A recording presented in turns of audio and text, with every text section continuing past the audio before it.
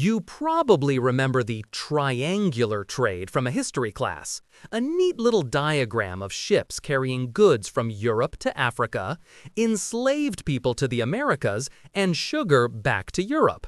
It looks so tidy, so simple. It's a comforting lie. The reality wasn't a triangle. It was a sprawling, global web of finance, credit, and insurance that would make a Wall Street banker blush. This wasn't just the work of a few evil captains with eye patches. The true architects of the Atlantic slave trade were accountants, insurance brokers, and investors in powdered wigs. They never stepped on a slave ship. They didn't have to. They had ledgers and contracts, which turned out to be far more efficient instruments of cruelty. The real story isn't found on the high seas, it's buried in the paperwork. So, what was a human life worth? The shopping list is depressingly specific. It wasn't just chests of gold. European traders used cowrie shells, harvested in the Maldives, which had become a currency in West Africa. They used manillas, bronze bracelets manufactured in Birmingham, shipped by the ton. They also traded in cheap Indian textiles, watered-down brandy, and iron bars. And, of course, guns. So many guns.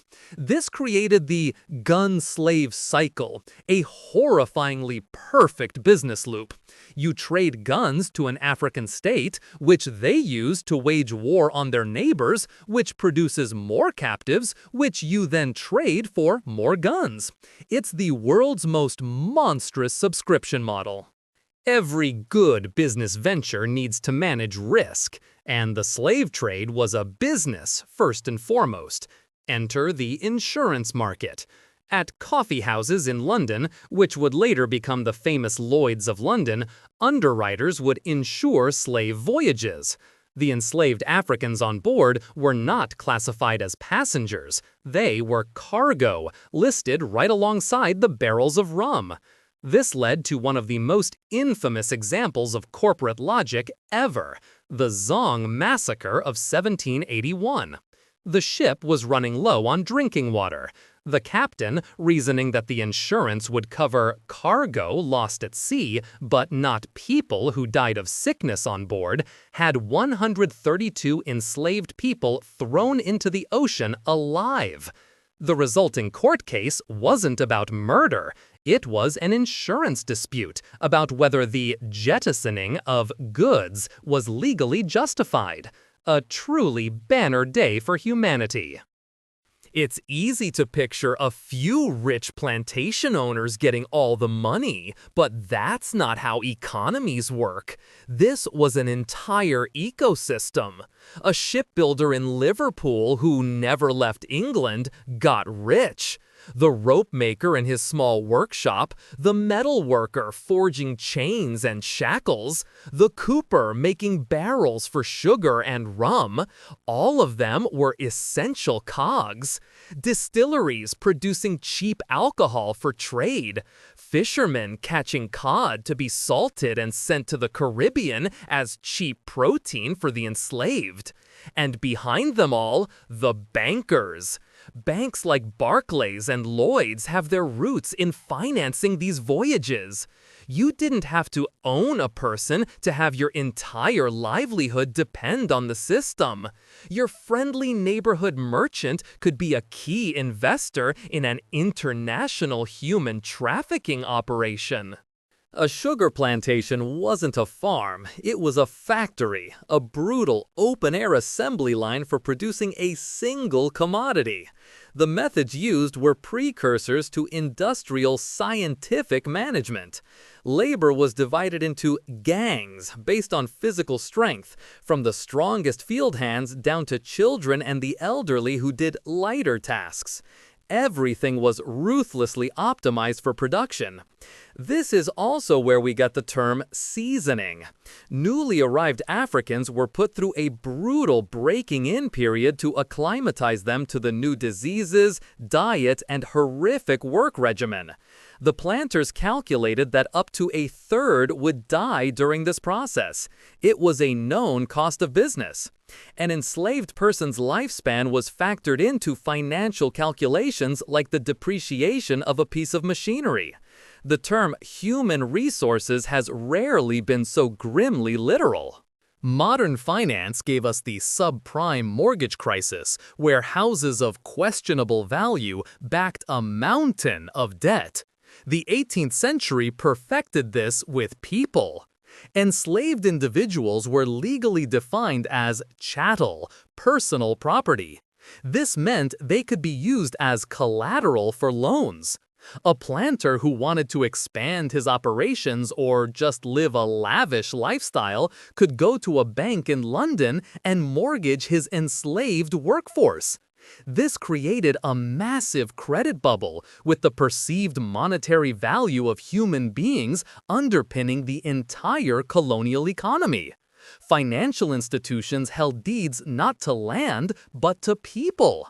A default didn't mean the bank took your house, it meant they took your field hands. It was a system where human lives were the primary asset class. Why was all this happening? For you. Well, the 18th century European of you. The demand for products like sugar, coffee, and tobacco was exploding. Sugar, once a luxury for kings, was becoming a daily staple for the average person. It provided cheap, quick calories that fueled the workers of the Industrial Revolution, allowing them to work longer hours in the new factories. Those famous London coffee houses where Enlightenment thinkers debated the inalienable rights of man, they were buzzing, quite literally, on coffee and sugar produced by people with no rights at all. The entire consumer revolution, the very birth of modern taste, was built on the back of the most unfree labor imaginable. The irony is so thick you could sweeten your tea with it. Planters' journals are full of complaints about their property being lazy, disobedient, or destructive. It's an interesting perspective. What they saw as character flaws, we can now see as a deliberate campaign of economic warfare.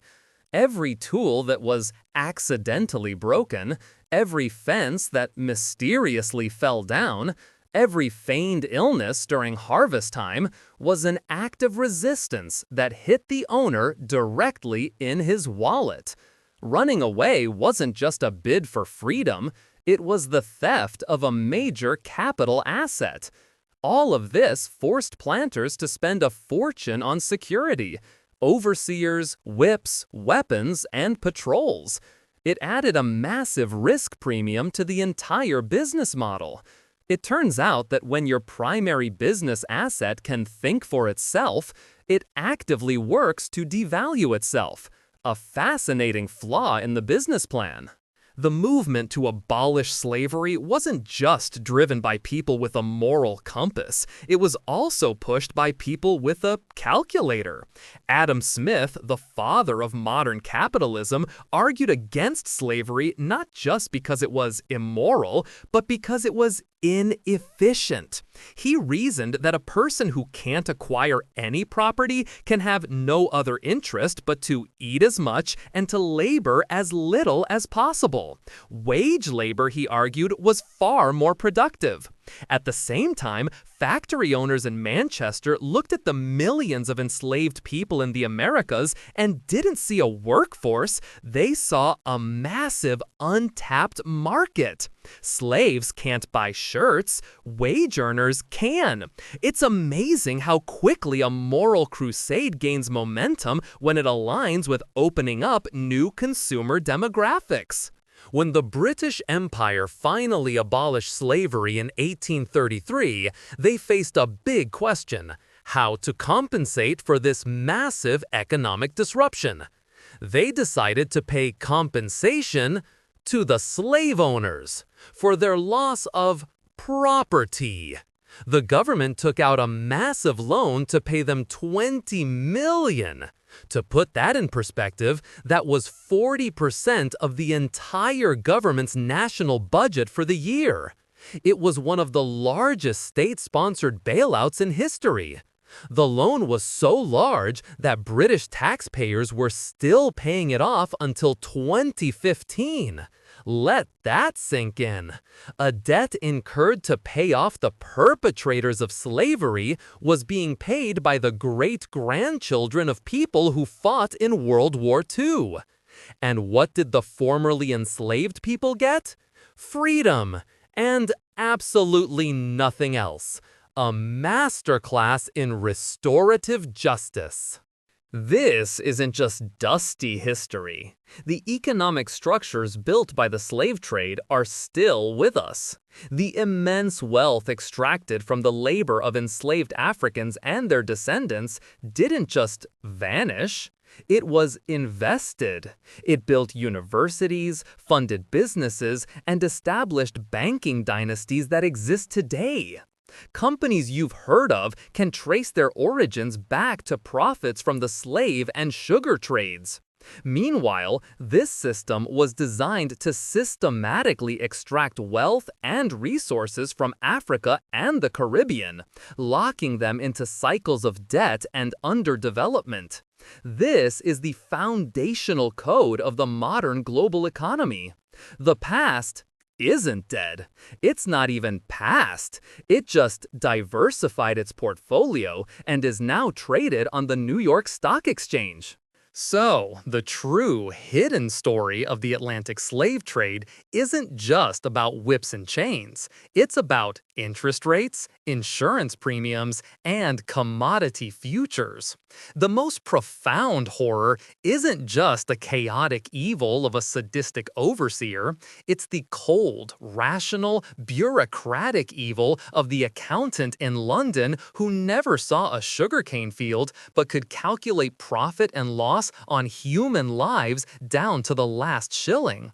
It was a system that turned people into numbers, misery into money, and suffering into a stable return on investment. The greatest atrocities are not always born from hate. Sometimes they're born from a simple, dispassionate desire to have the numbers on the balance sheet add up correctly. If you enjoyed this video, please like, comment, and subscribe to our channel for more historical insights. Thanks for watching, nerds!